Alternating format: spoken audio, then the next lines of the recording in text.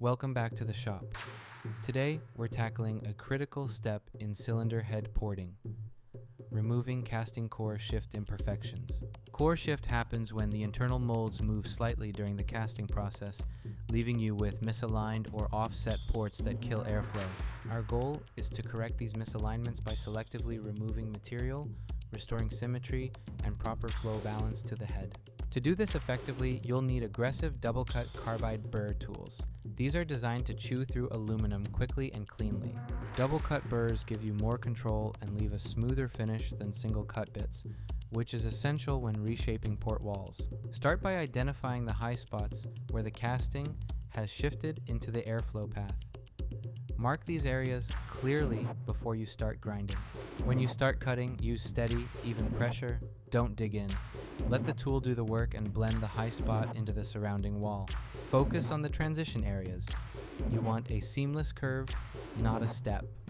Remove material gradually until the port matches your template or gasket. Check your work frequently. You're looking for symmetry. The port shape should mirror the others and align perfectly with the manifold. By removing these obstructions, we equalize the volume of each port.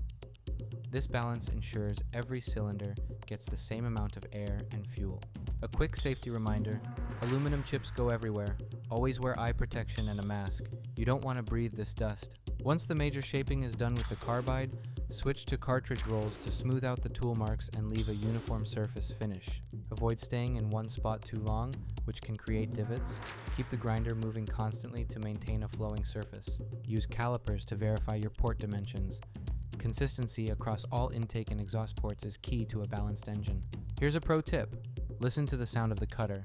A consistent pitch means consistent cutting. If it chatters, adjust your speed or pressure. The difference might look subtle to the untrained eye, but the engine will feel it.